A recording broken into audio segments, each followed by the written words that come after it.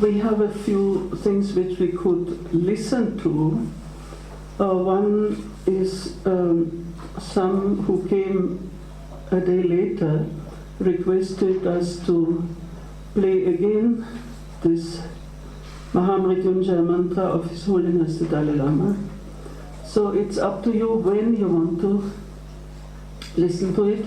One ideal time for me always to listen to stotra is the noon time, means from 11 to 12, and can listen meditatively, and then when it finishes just end into meditation. So you can choose, because most of us have already heard it, but it is worth listening again. Then we have, as Indra reminded me, I have a CD of Kashmiri style of recitation of Bahurupa Stotra and Guru Stuti. That also we can listen, maybe today at noon time, one of them. Bahurupa Stotra we recited ourselves, but we can listen to it in that Kashmiri during some other time. First, Guru Stuti maybe. And the third one is, you'll take it back. It is maybe the last one under the books. Huh? CD under the books. Under the oops. Most precious because my copy has disappeared. These seminars are sometimes ways of distributing not only knowledge but also CDs. One of the most important mantras of our tradition is Amriteshvara Bhairava mantra, and there is an explanation of every word of the mantra by Swamiji. They say it is from the Netra Tantra, but I have not found it in the Netra Tantra. But as we have heard, many tantras have maybe parts which are not in the published edition, so we don't know. But definitely this interpretation of the mantra is very beautiful. Starting what means Om, what means Jum, what means Sa. So every syllable, every bija will be explained. And that is Swamiji's explanation of this mantra. So that also we could listen. Maybe also at noon time, I think that is better, because evening one wants to be in silence. What is the general feeling? Evening also we can listen to. Evening will be the right today. Huh? Evening. Evening. Today is basically, we celebrate the Ashtami before the Saptami. Tomorrow is the Lord Krishna's birthday, we will celebrate the today. Tradition is that we celebrate before the eve, we celebrate the eve, not the day. No, actually, I remember a discussion of Swamiji with the Jyotishis that they can never agree on one day, they always have to fight it, whether Udaya Tithi or this Asta Tithi or what is that. No, but as you're right, that was one of my points.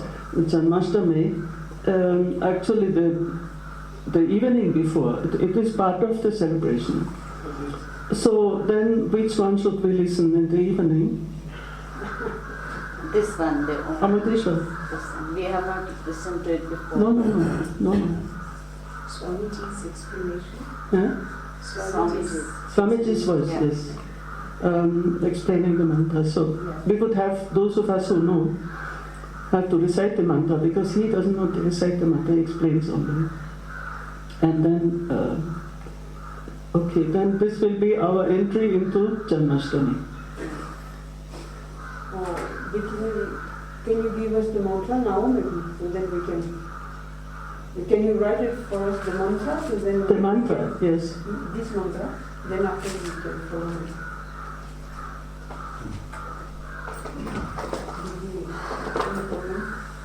In the Vanagari or in Sanskrit? Let me write it in transcript and we could... Not very strong.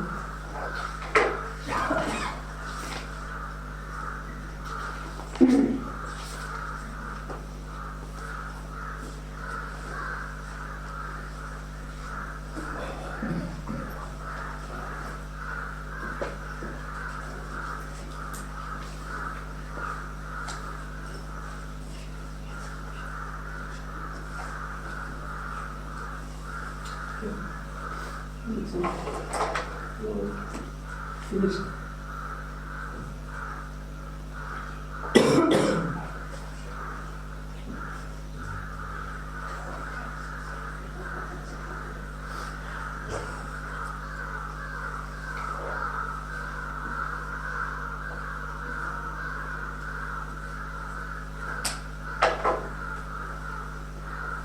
You just copy it.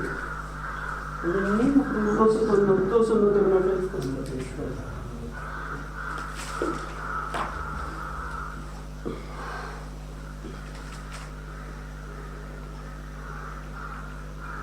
When is a visit to the Vaishnav temple? You asked Indra, that Indra.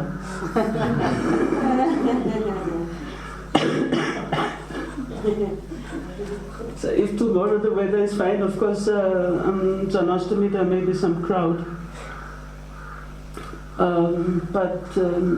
We'd like to go there to the Aarti.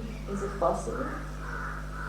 Yeah, but it depends on the weather, and then we have to arrange cars, we cannot walk.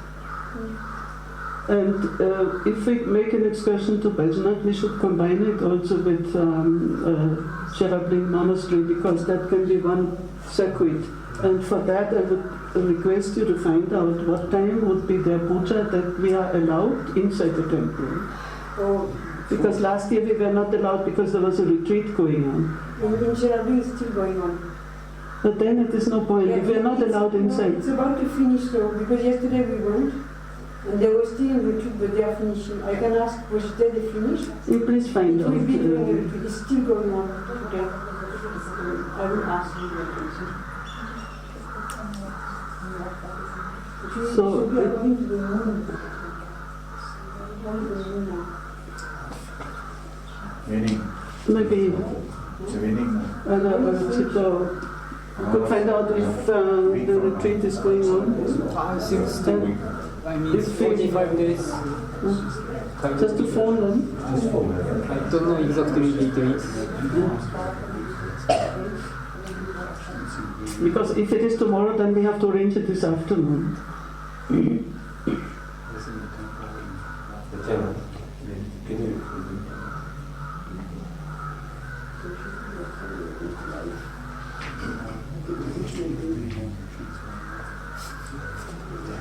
Okay. Yes? Can you go through the pronunciation of this mantra? Can you pronounce the Sanskrit words in the mantra for us? This mantra. The mantra. Can you say it? Yeah, I don't want to recite it now. I want to, we will recite it, but not just now.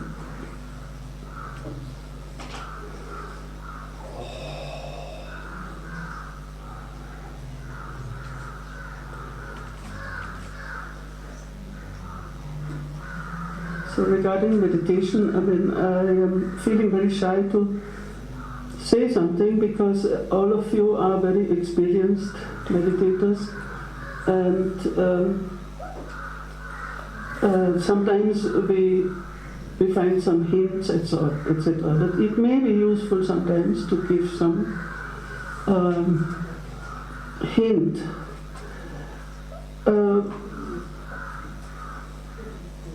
We do come across some texts, which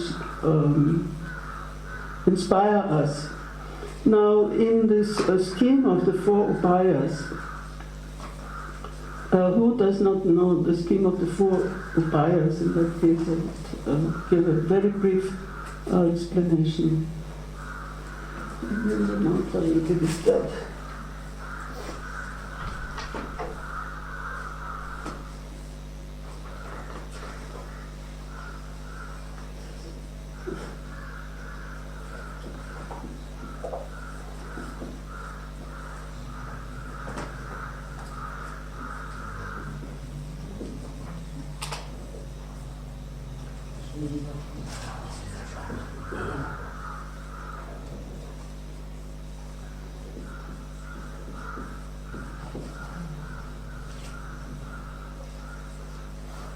Please ask them for some view. It's all finished.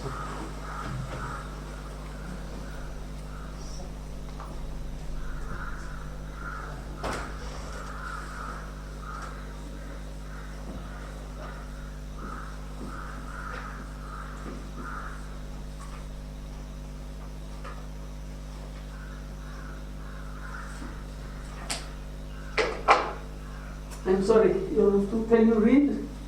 Yeah. Anubhaya.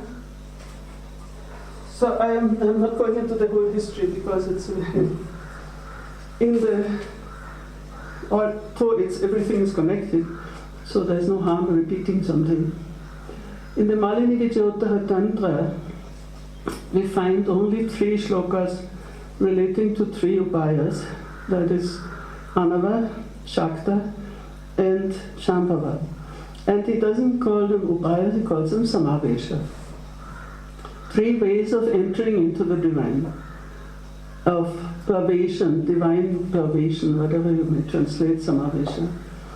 And it's always interesting to see how the tradition not only repeats the same thing, expands on the same thing, but invents also, improves and enlarges.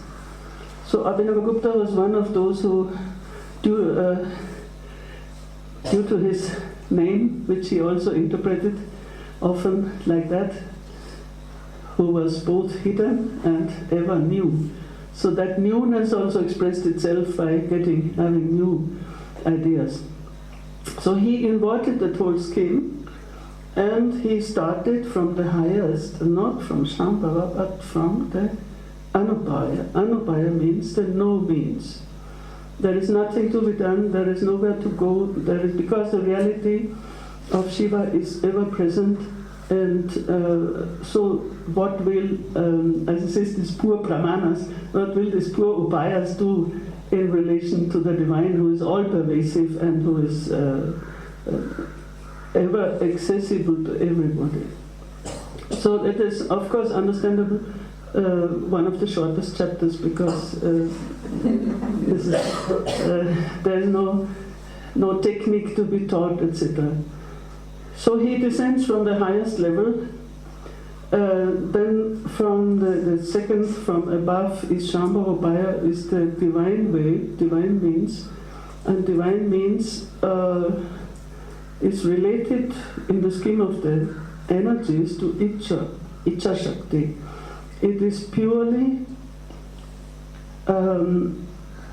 uniting your will with the divine will.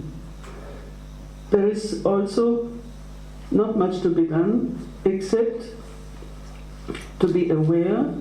Awareness is the main, and awareness of what? Of course, that is also not so simple, because he goes into the whole question that the whole universe is a reflection of the divine. This whole doctrine of Bimba Pratibimba comes in the divine way, but you have to be aware that this whole but Pratibimba, it reflects back to the Bimba and to that unity of the universe and the divine. And it is not so easy, because the whole speculation on language and on mantra also belongs to the Shambhavabhaya, which does not mean using mantra as a device, but mantra as the whole language as being a divine expression, or the symbol of the divine. So Shambhavabhaya is the highest means as far as means are concerned. And then one degree lower is Shaktobhaya, the way of energy, and this corresponds to the energy of knowledge, Jnana Shakti. Sorry to send you out.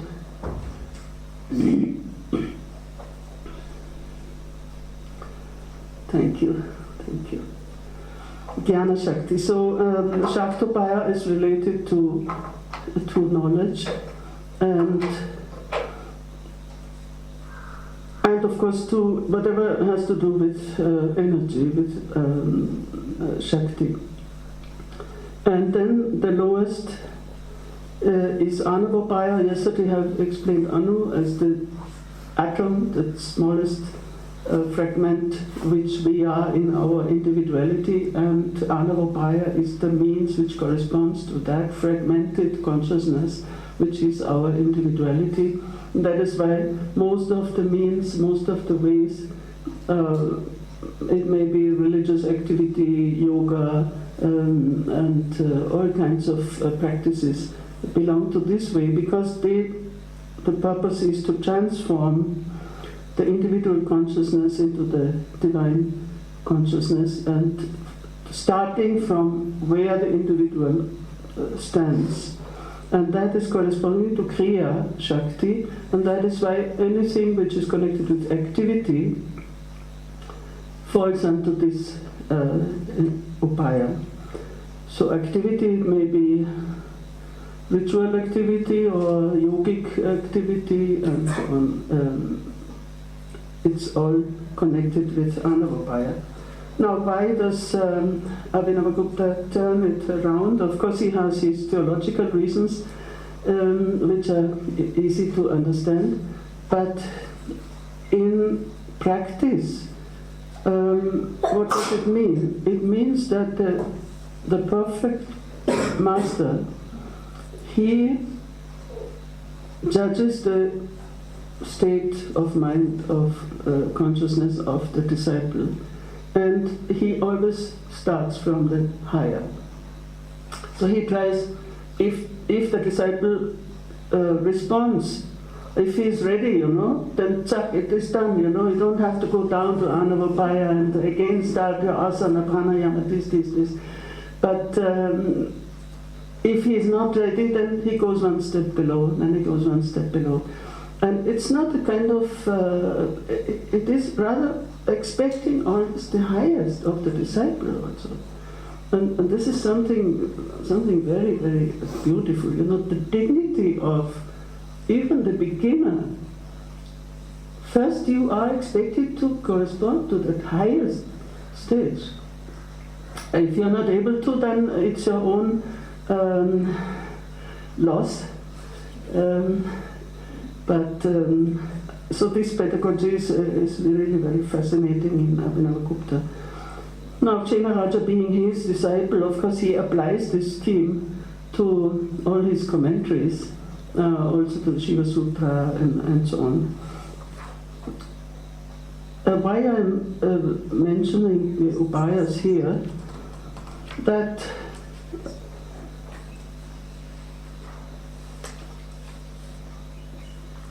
say on the way of energy, Shaktopaya, the general principle which we know from the Vijnana Bhairava is that we have to overcome our vikalpas, our thought constructs, our imaginations, our projections, etc.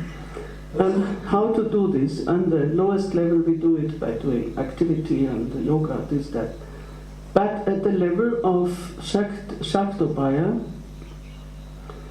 there is a recognition that, well, you cannot overcome the vikalpas all at once. They are all the time there. But you can concentrate them into one pure thought. And that is called Shuddha Vikalpa. And so that the many thoughts, many vikalpas, to bring them into one pure thought, Shuddha Vikalpa. And that is the main practice of Shaktopaya. And the Shuddha Vikalpa, that is what you can find in these texts, sometimes one phrase which strikes you as this is just hitting the point. And then you stay with that phrase. And that is a way of meditation. You take that phrase into meditation, and it may be, after some time, you may leave it behind. But just to start with.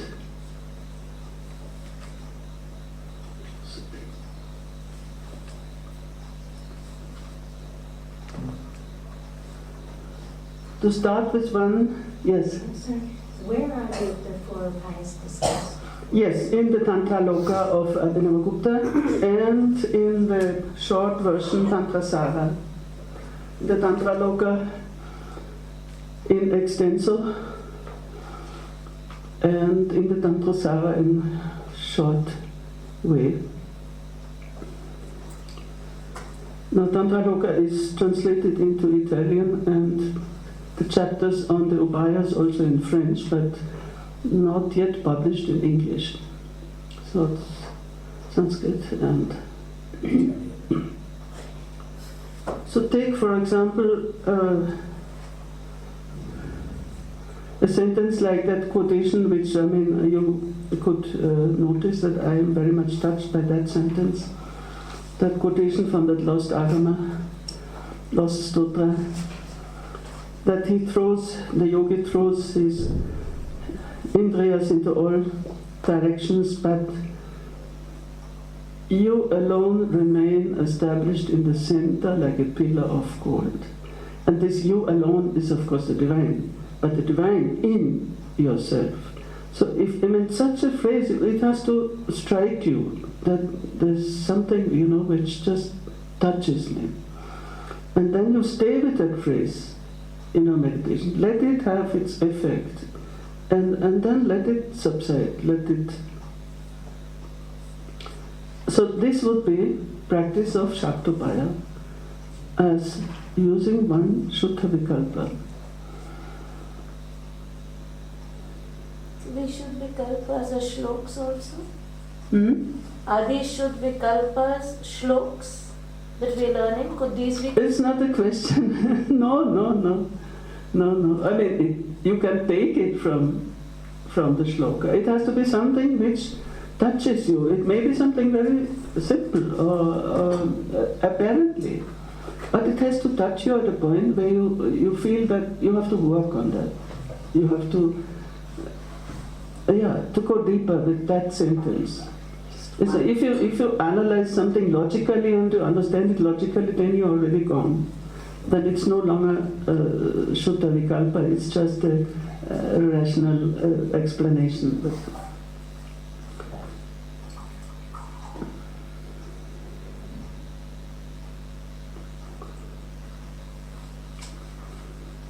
Well, of course, many of you may be meditating with mantra, and a similar thing, of course, happens with, if you start with mantra, and here I'm quoting an unknown master who was living according to Kashmir Shevitson, and he passed away last year, and which I find very beautiful. If you start with mantra, what happens? The mantra diffuses, only the energy remains. The syllables are resorbed, while the resonance is retained. To lead to attunement with the spanda, the vibration, the unalloyed absorption into the eternal nada, the rhythm celestial. I find this a beautiful summary of spanda in relation to mantra and what happens to your mantra in meditation, how it gets resorbed into its energy, into its pure vibratory state. So it's not like Swamiji always is not going on saying Om Namah Shivaya, Om Namah Shivaya, Om Namah Shivaya. It was sometimes very funny imitating people who are just doing the mantra with the lips, and but this is a different stage. Can you repeat it again? Can you just repeat it again? So this is a secret thing which has come to me. The mantra diffuses, only the energy remains. The syllables are resorbed, while the resonance is retained. To lead to attunement with the spanda, the vibration, the unalloyed absorption into the eternal nada, the rhythm celestial. You have it in Sanskrit also? Uh-huh. You have it in Sanskrit also? You have it in Sanskrit? No, this was his inspiration. Yeah, There is a whoever said it, the original, whoever said it is lost. Was it written in Sanskrit originally? No, that's what I say. This is a modern master. He passed away last year, but he lived that spirituality. So that came from his own experience. So we're the connection with Shaktopaya and Jnana, knowledge, it seems like we're talking more mantra, inspiration, rather than the connection with knowledge, jnana. Where's that connection come in at? Well, I think, there are big chapters in the Tantraloka. I cannot really summarize it now in a few words. See, the five or the three energies of Shiva are connected with these three upayas. And so knowledge, we often have a different concept than what is implied in the Sanskrit.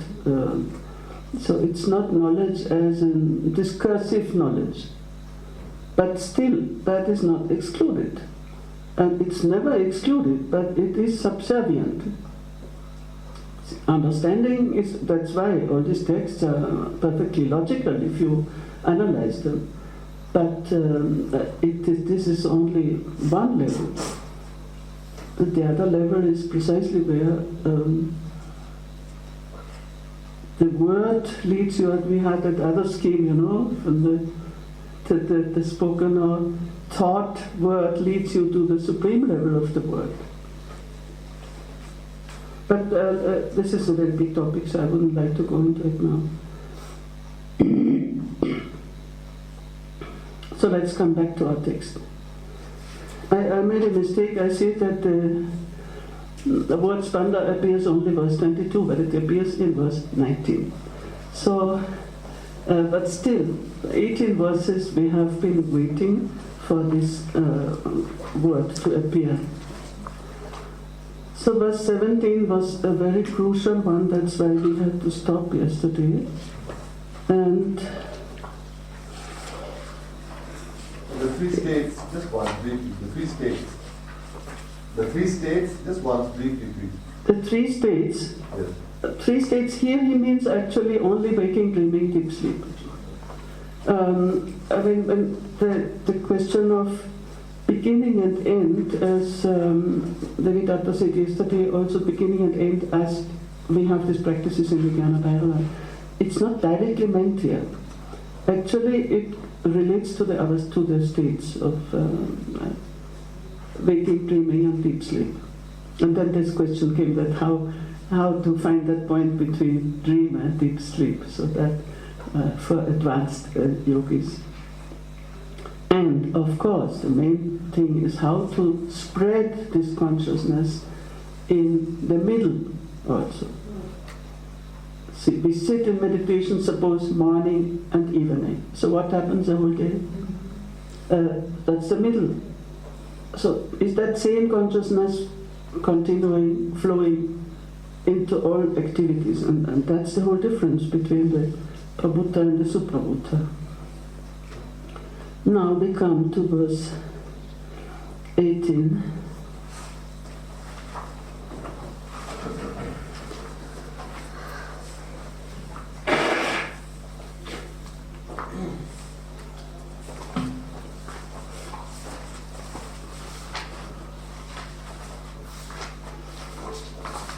Jnana Swarupinya Shaktya Paramayayata Padat Vaye Vibhurbhati Tat Anyata Tu Chinmaya. The all-pervading Lord, Vibhu, possessed of the supreme power, Paramaya Shaktya Yutaha, of knowledge and knowable, Jnana Gniya Swarupinya, who's of the nature of knowledge. You have it already, the answer here in brief. She is of the nature of both knowledge and knowable. Appears in the two states of waking and dream, Padadvaye, and that he has added that to connect it as knowledge and objects of knowledge, and in the other than these two as nothing but consciousness. That Anyatatu Chinmaya. Now, here the state of waking state is the state of objectivity, Agnya, and the dreaming state is the state of knowledge.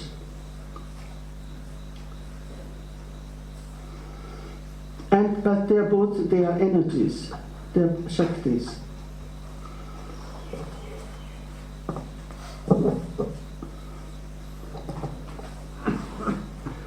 See the difference, we are coming back again and again to the same point, but I think it drives it a little more stronger.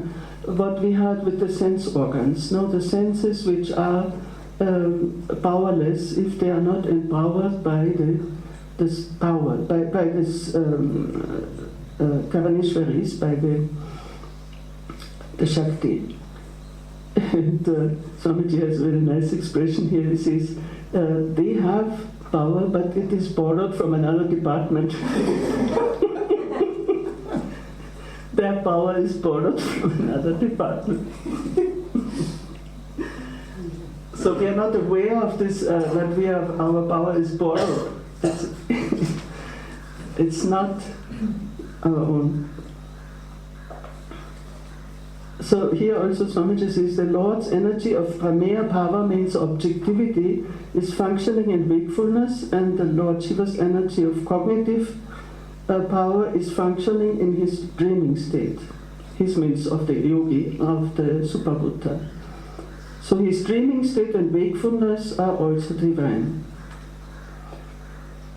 And then there are two more states, and these two more states he simply says Anya Tratu Chinmaya. Means in deep sleep and in Turiya there is nothing but consciousness. Of course at different degrees, deep sleep is different, but still for the Suprabuddha you have that famous shloka, Nitra Samadhi Sthitihi. But it's a whole beautiful verse, but only one section says his sleep is a state of samadhi. Many people quote it like that, but it's not so easy, if your sleep is really a state of samadhi. So this is what is meant here in Sushupti, in deep sleep. There's nothing but consciousness. So this is something absolutely beautiful, if your mind becomes transparent. Suppose this evening meditation, you don't get disturbed after evening meditation, you enter into that state, and that state itself continues like samadhi. And it is so absolutely beautiful, there's no effort, there's nothing, just be in that transparent, this is the Anyatra tu Chinmaya. Anyatra means, Turiya in any case is Chinmaya. Turiya is always Chinmaya, even for the unenlightened. If he enters into Turiya, then it is Chinmaya. But Sushupti, deep sleep, to be full of awareness, full of transparent consciousness, that is the state where you're not wasting time. How many hours of sleep do we waste in our life if they are not transformed into that state? And then it's all one flow, nishyanda. It's one flow, there are no breaks. So this is just a description of the four states in the case of the Suprabuddha.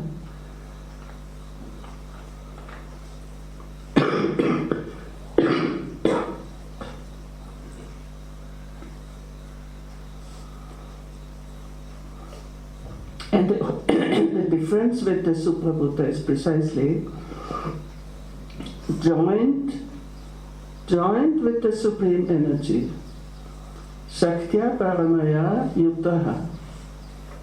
So that's the only difference. If he is united, if he is joined with that Supreme Energy, everybody sleeps and dreams and wakes and all this is going on, but if it is united with that Supreme Energy, and here Parama Shakti, here it's an adjective, it's not like I said before Para, but joined with the Supreme Energy, because then all these states are transformed.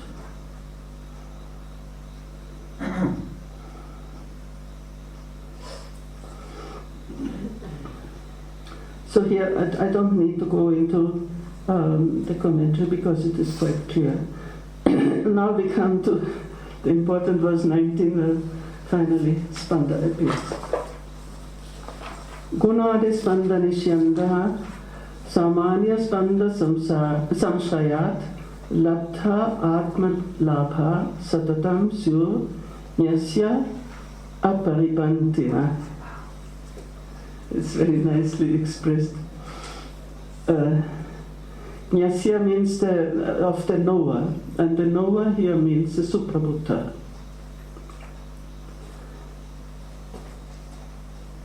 Gunadi Spanda Nishyanda, the flow, Nishyanda means flowing out.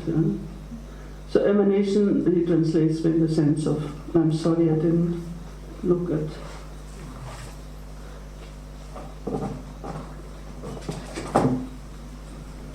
Mark's translation.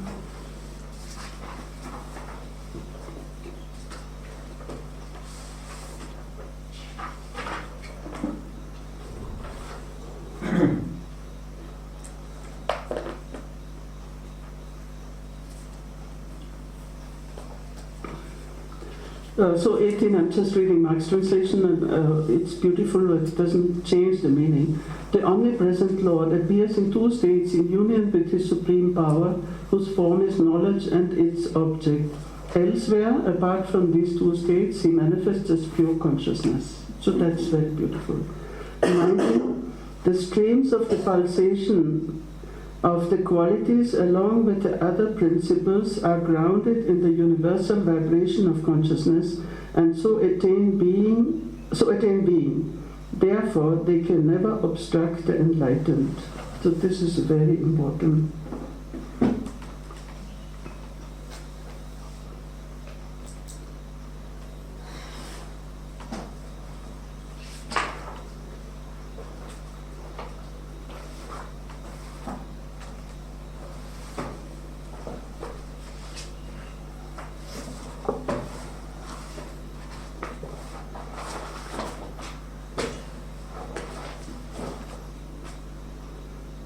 So in Jaydev Singh's translation, the particular emanations of Spanda, which begin with the gunas and which acquire their existence by having recourse to generic Spanda, can never stand in the way of the one who has realized his essential nature. This is, the condition is Labdha Atma Labha Satatam, and so on. So, who has realized his essential nature? So here he speaks of two kinds of Spanda, two kinds of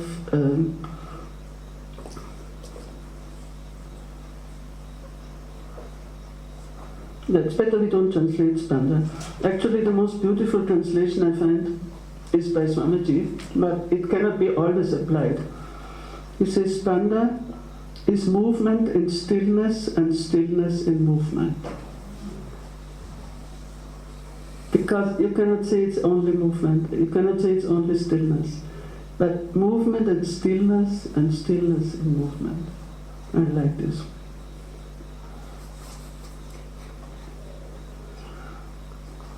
So he speaks here immediately of two kinds of Spanda. Gunadi Spanda Nishyanda and Samanya Spanda Samshaya. So that Spanda which flows out in the gunas. Now gunas are those which we know from Sankhya, from the Gita, Sattva, Rajas, Tamas, and which constitute the whole of Prakriti, the whole of human nature and cosmic nature and so on. So there is one flow of Spanda which manifests in the gunas. And the gunas are mentioned because they are the constituents of reality. So he doesn't go into the details and so on. If you mention the gunas, through the gunas everything else is included. Or whatever is in Prakriti, the human nature and so on. So that flow of Spanda is the particularization of Spanda, Vishesha Spanda. And the other one is Samanya Spanda, the universal or generic, general, this is universal vibration.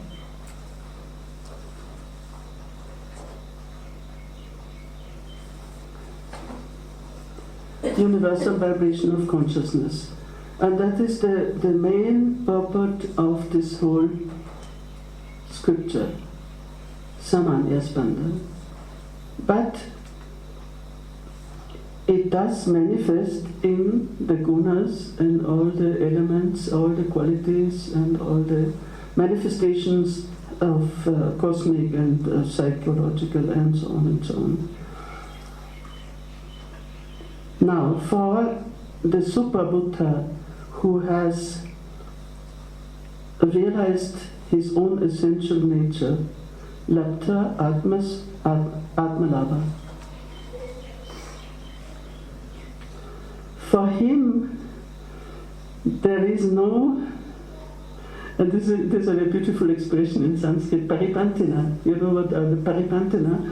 Previously it used to be when you go on pilgrimage to Kailash, you know, Tibet was well known for this paripantina.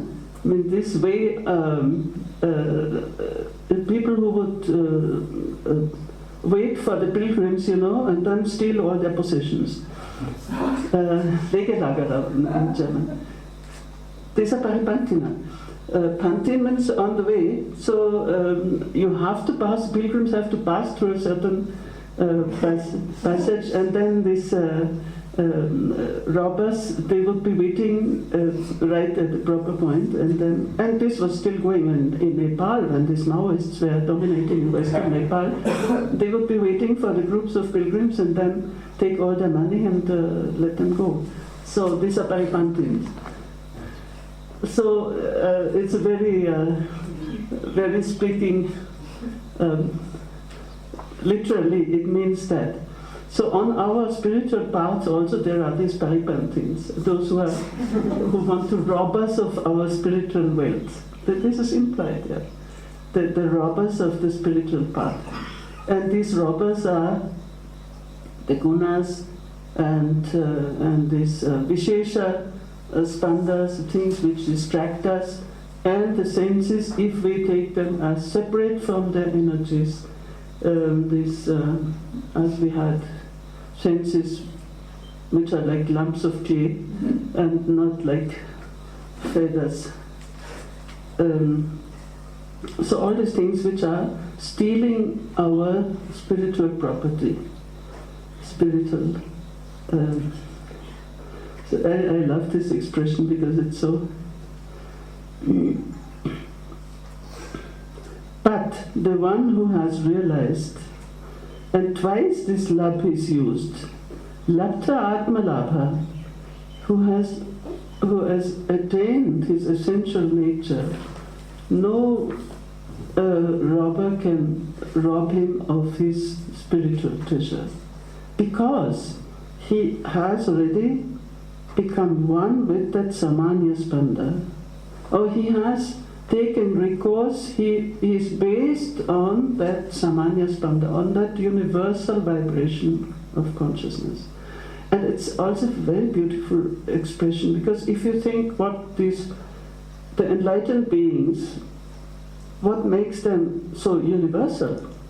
See, whether a Buddha is born in anywhere in eastern Bihar or somebody, it has nothing to do with the place and the time and it is the universal realization of that reality which is all pervasive.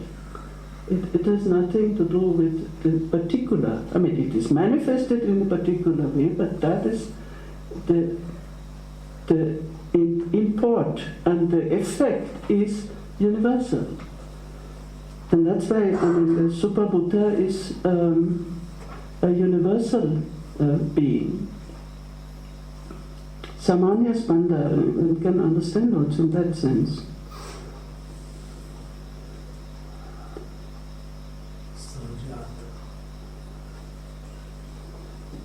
Samshaya, being having the support abiding. No, sorry. Yes, Marx says beautifully, they are grounded in the universal vibration. They are grounded in the universal vibration. This is a very beautiful expression. So to be grounded in that samadhi spanda. The last line, the word they, in Marx translation, it refers to... Yes, yeah. in Marx translation, the last line, Yeah. Therefore they refers to... Yes, yeah. That's what in the word it is gyasya in the means the knowers, those who know, and gyasya means suprabhutasya, the enlightened one. I mean, they're purely awake, fully awakened ones. No, therefore they can never obstruct the enlightened. What is the word? Sorry, they. No. No. They, in this sense, it is the gunas. The gunas.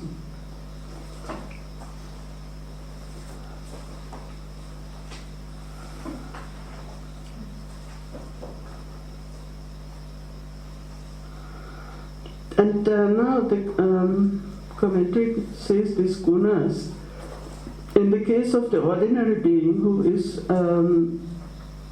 at the level of Vishesha Spanda, these gunas are sattva, rajas and tamas. But in the case of the enlightened one, these are sattva corresponds to jnana, shakti, rajas corresponds to kriya shakti, and tamas corresponds to Maya in the scheme of Maya or Shuddha Vidya.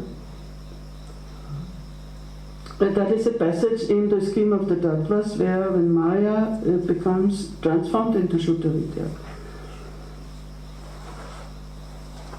So for the enlightened one, the gunas are... What is the difference between Shuddha Vidya and Jnana? You said 3 corresponding to the...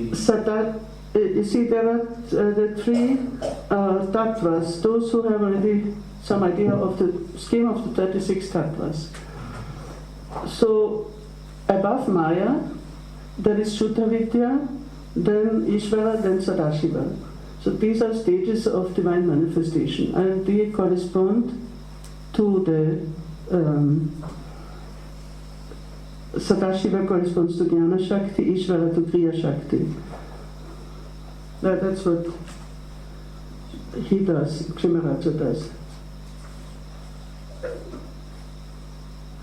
In relation to the yogi,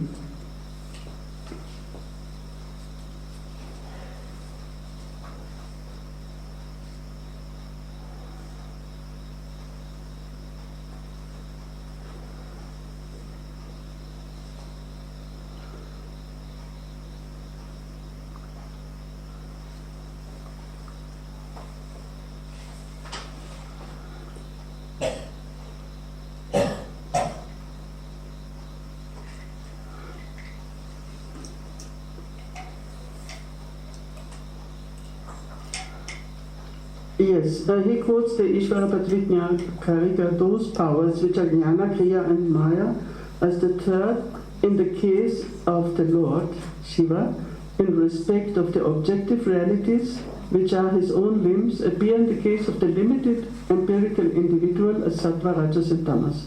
So this is from the Ishvara Padvijna Kārikā. According to this, it is the divine consciousness power itself which, displaying itself in the triad of powers, Jnana, Kriya and Maya, in the stages of Sadashiva, Ishvara, etc., appears owing to excess of limitation as the body of the Lord's sport in the form of Sattva, Rajas and Tamas. Now, excess of limitation is Sankocha Prakarshat. See, because even the limited individual is nothing but a sankocha, a limitation of the universal, of the divine. And that's what it says here.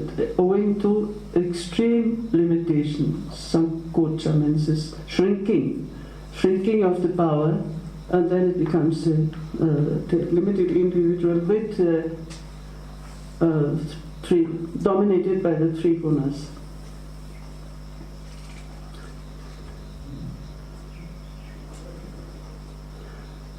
Because of this, the fully enlightened yogi, always knowing all the states of waking, dream and deep sleep, as presided over by the Chit Shakti, which is identical with the diffusion of his own consciousness power, never puts himself in opposition to the particular Spanda forms, such as the gunas, and only feels himself immersed in the generic Spanda principle. This is very, very important. Because again here the difference of the tantric spirituality and certain yogic spiritualities, that the gunas are not suppressed. They are, even in the case of the enlightened one, he doesn't put himself in opposition. In Sanskrit it is Anuchindam Spanda Tattva Avesha Maya Eva. See, he doesn't separate himself. He doesn't cut himself off from the gunas.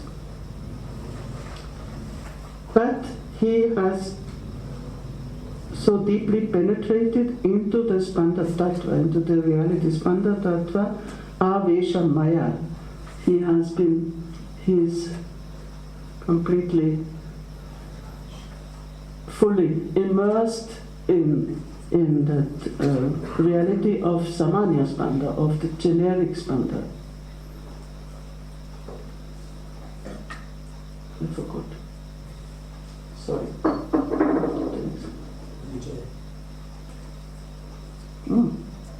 Yes, given, but I didn't drink.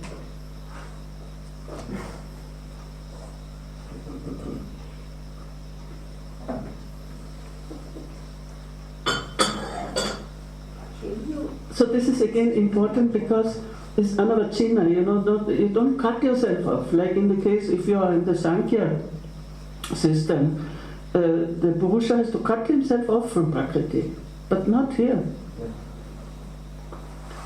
So Prakriti has her own role, the gunas have their own role, but the gunas, when they are divinized, then they are in that Samanya Spanda. They are not cut off. They are part of it. They are a part of it. Yes. But in the process of transformation. But unseparated. And that's where when Advaita in practice, it is not here's Prakriti and here's Purusha. You have to cut yourself off from the gunas. So this makes the whole difference of this spirituality.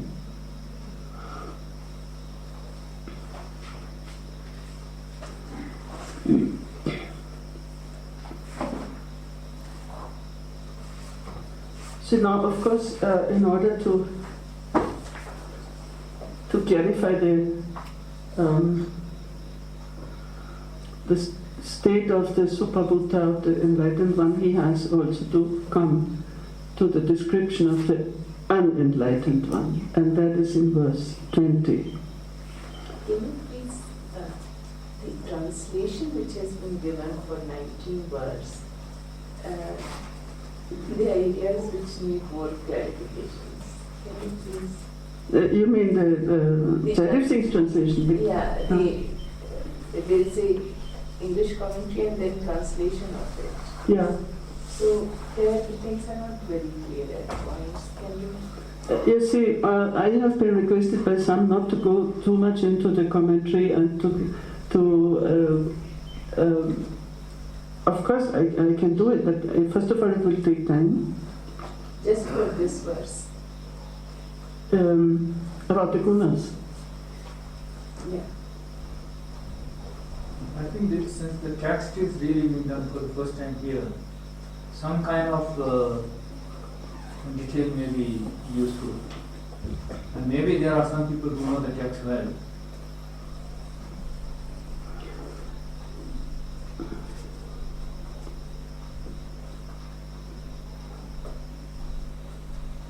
Now, maybe one important point which I did not say which word, but I thought it is understood.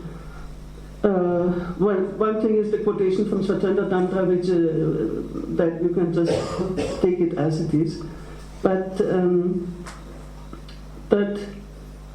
the specific manifestations of Spanda are what is particular ramifications of Spanda, and their proliferations are bodies, senses, and worlds and experiences like blue, pleasure, etc. And or in the case of yogis, they may be considered to be bindu and nada. Now, this is important because the Vishesha Spanda is not only for the limited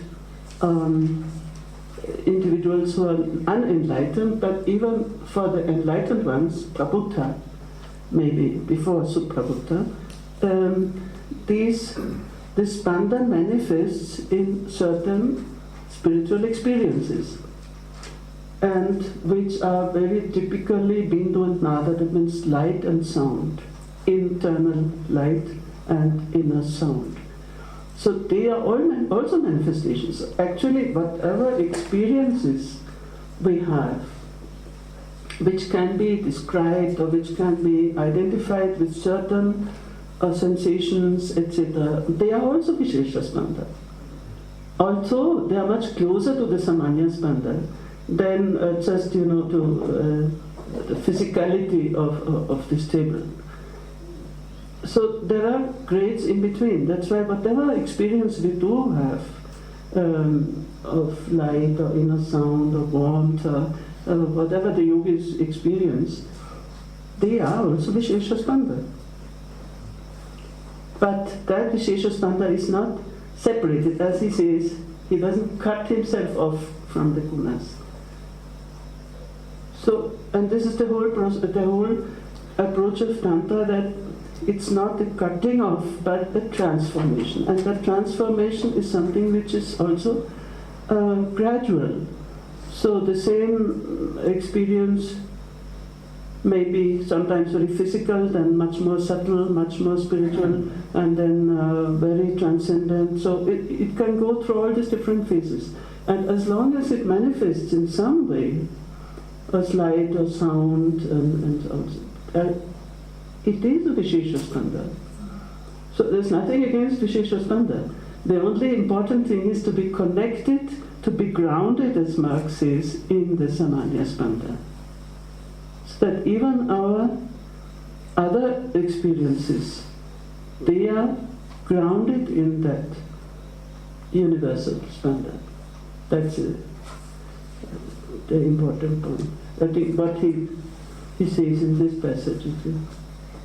Yeah. One more clarification, that when it is said that not cutting away from the Vishesh Spanda, it means that the world remains as it is, but the way you see, the way you experience it, it becomes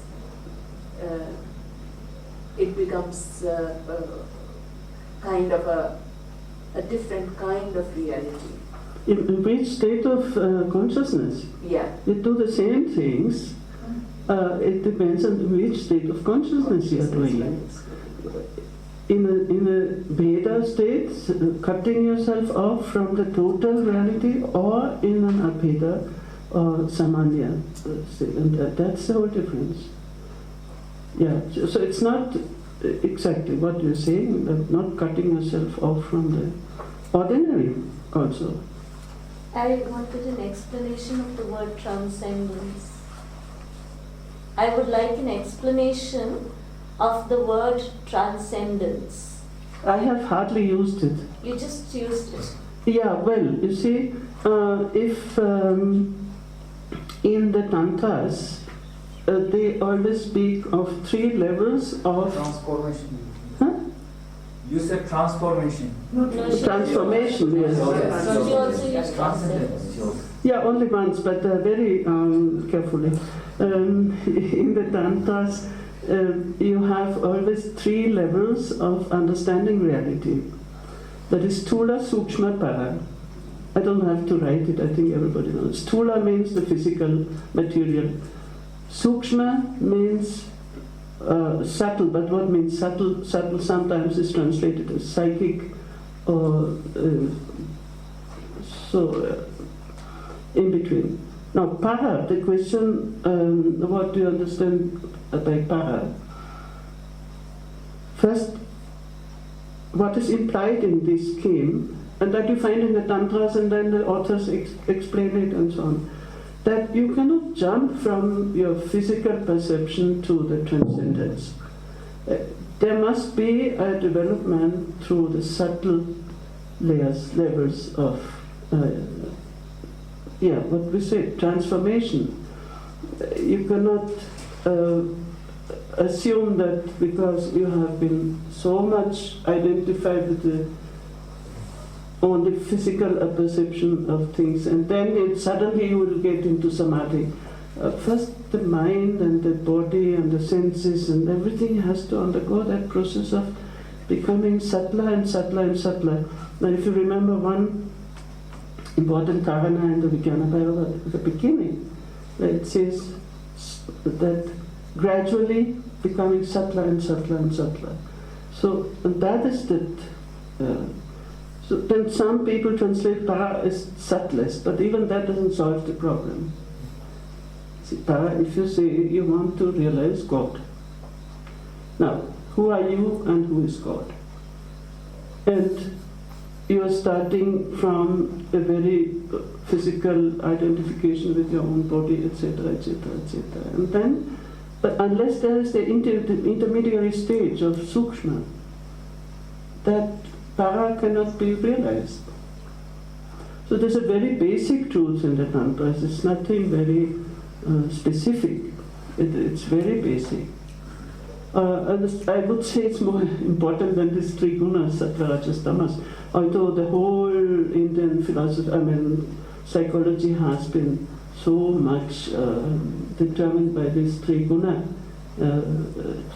theory. But Sthula, Sukshma, Para, I find it more useful. You can also say Sthula is, of course, tamas, Sukshma is rajas, and Para is sattva, in a way. But it's not exactly. Maybe you find also such texts. But and yet, yesterday you said it's got to be sudden. There's this unexpected quality when the spanda manifests itself. So there's a suddenness, and then there is the graduality.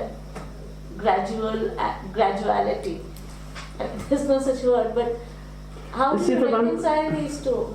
No, there's no reconciliation, it is.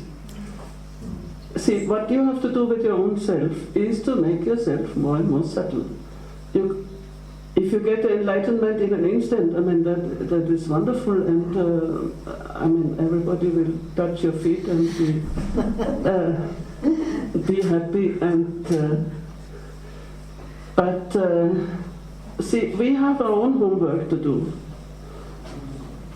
You are a teacher, so some students, they may not, they are so bright and so intelligent that they may not even need. But our own homework is to become more and more subtle. And his homework is just to give us grace. But we cannot claim it, we cannot expect it, we cannot be sure of it. When it happens, it happens. But don't try to find any logical reconciliation. It is not a question of logic, it's a question of experience. Can we relate Vishesha Spanda with any of these four stages of Anupaya, Shaktopaya? I mean, Vishesha Spanda, what level can be corresponded? No. No. Don't confuse. Vishesha Spanda is everything. Whatever is concretely experienced, it may be cosmic realities, it may be anything, is a concretization of that very energy, vibrational energy. So it has nothing to do with upayas. It is just, whether it's a book or a tree, or it's all Vishesha Spanda in different degrees of. So that I don't have to go into great details, but the important thing is to, as we say, to reach that transformation from our particular experiences, whether external or internal, to that universal level of vibration of consciousness. That's the whole process which is required here. You set kinds of consciousness when you are really applying to her. Can you just, are you saying that these are the consciousness in the waking and the dream and the fourth state, or it is something different? Kinds of consciousness? Yes. You said it depends on the kind of consciousness. No. On the level, the kind is not the right way. No. On the level. Yeah, no. So should we stop here? Or should we do the unenlightened? Let's come.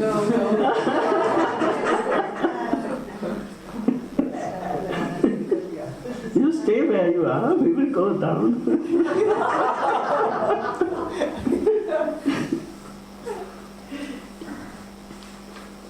Aprabhuta dhyas tu ete svastiti sthaganut udyataha patayante durutare ghore samsara vatmani. Of course, that's why she doesn't want to read this. These, namely the gunas, etc., however, intent on veiling the real nature, push the people of unawakened intellect into the terrible ocean of transmigratory existence from which it is difficult to cross. We had this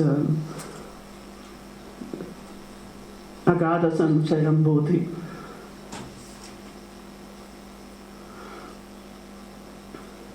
Well, after all, there must be a contrast, because not everybody is enlightened. And here's what is Marx.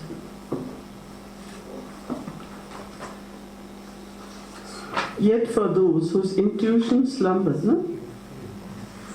Intuition slumbers? Yes. At the Aprabhuta Dhya. Yeah, it's a literal way of translating Aprabhuta Dhya, whose mind is unawakened. Yeah. So those whose intuition slumbers, these vibrations of consciousness are intent on disrupting their own abiding state of being, casting them down onto the terrible path of transmigration so hard to cross. Intuition slumbers. He has translated as intuition, whose mind or intellect is unawakened.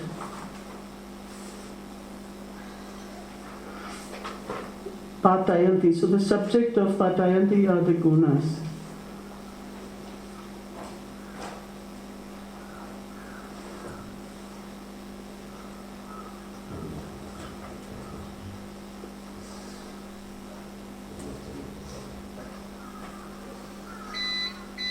And he explains this very beautifully.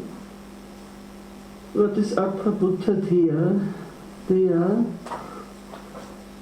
At the first sentence of the commentary, Aprabhuta Dhyaha Prayaha Sarvan Aprativignata Parameshvari Shaktya Atmaka Nitya Spanda Tattvan Dehatma Manino. So what are these unawakened ones? Means those who consider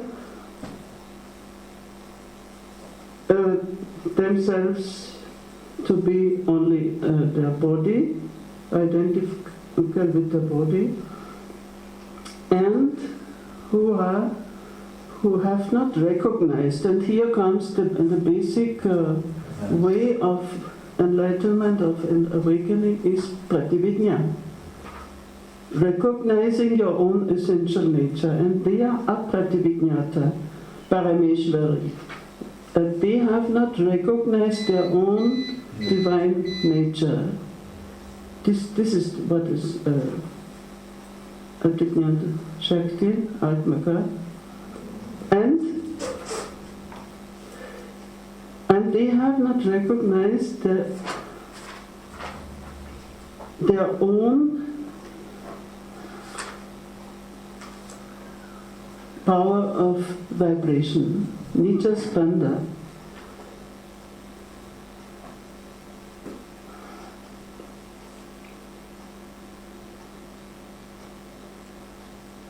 Laukika prana. So these are the worldly people, etc., who have not recognized their own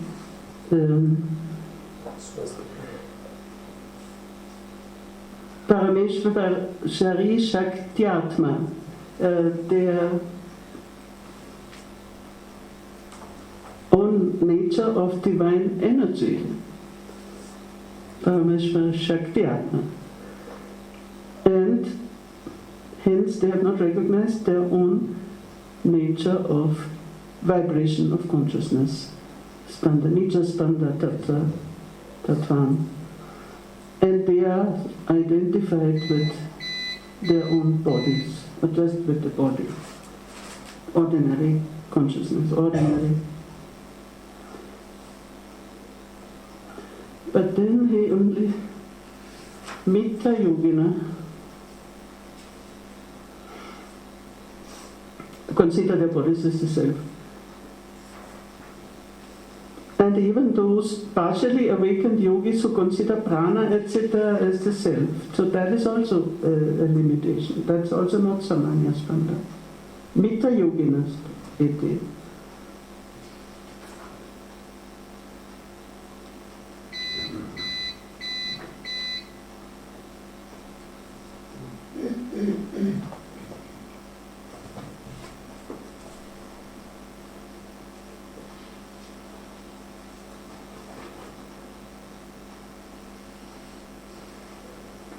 And then, I don't know, Alexandra, if we should go into this whole question of the Bhujari Kichari.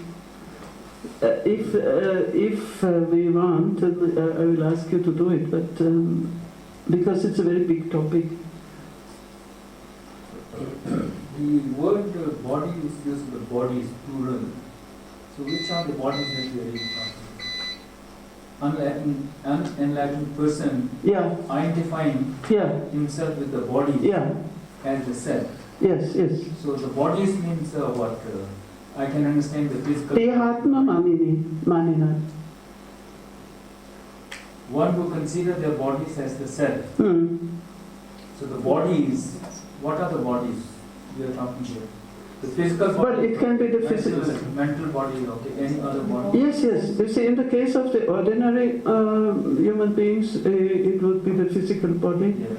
And in the case of yogis, yogis of a lower degree, they identify themselves with the prana, sharira, it is specially mentioned, prana, sharira, or with the mental body. So these are also not, this is also not the complete recognition of that divine power of the Spanda. So that different levels of identification, as you're rightly saying, that it's not only a physical body, there are so many bodies, Sukshma Sharira and so on. So even that can be also a hindrance to the full enlightenment. Koshas also, you can say. Koshas, Atma Kosh, Pranaya Kosh. Yeah, yeah. Yes. In Mark's translation, people who are uninitiated or like in slumber, as he puts it. Mark's translation? Mark's translation. The line that I want, it says, these vibrations of consciousness are intent on disrupting their own abiding state of being. The Spanda is intent on disrupting their state of being of people who are unenlightened. Is that a correct translation? Yeah, first of all, you see, Mark relies on other commentators. So Kshemaraja is very critical of earlier commentators, so there are different interpretations. You're right, it is a different interpretation. But even the gunas, since the gunas are Vishesha Spanda, so in that sense, the gunas, they can be disrupting or they can be disturbing that. It talks in the reference of Vishesh gunas. Yeah.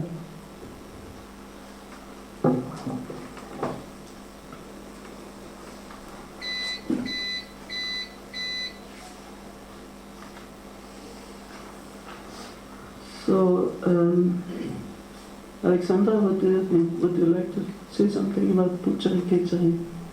Gochari Dikchari is the commentary. Huh? I mean, the whole subject is coming up here.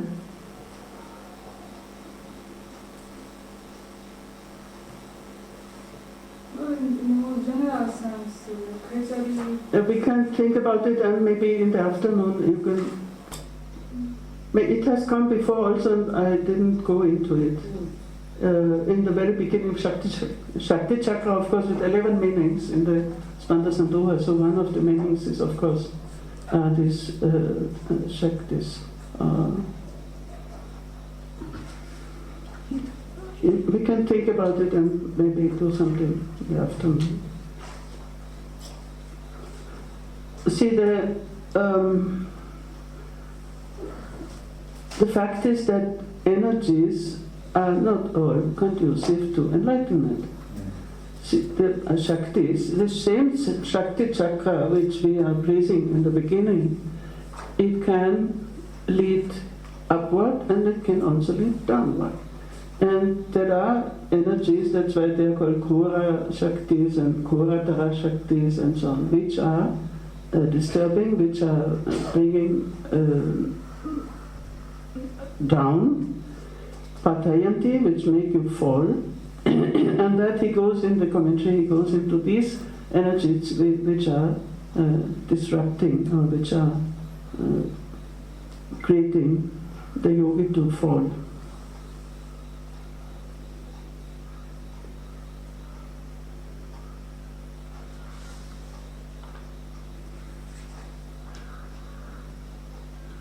It's a beautiful expression, swastiti, you know.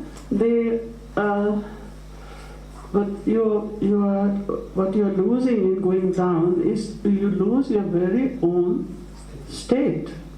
So the swastiti, one's true own state, is that samanya spanda or whatever is that awakening swastiti. Just being in your own. Swastha, as you know, I mean, in Hindi also it means also being. Healthy means being in your own self, being in your own being, being established in your own self. Swastha, swastiti. Sthiti also means state of being. Yeah. It's in that context, right?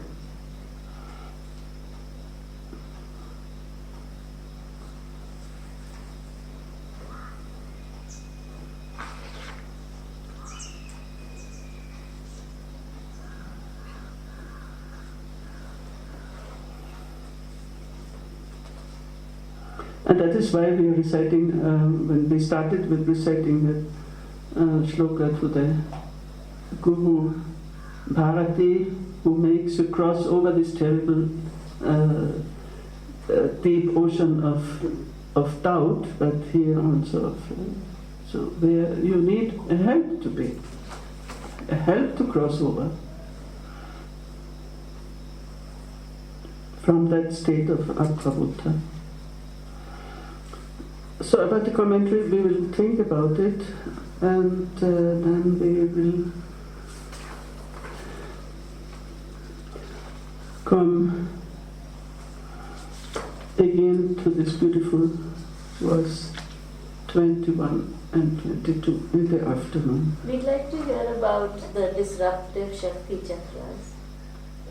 She will send Shakti chakra? The disruptive ones in the afternoon. Yeah, she said she prepared. Yeah, these are the Puchari, Kichari, Dikchari, Gochari.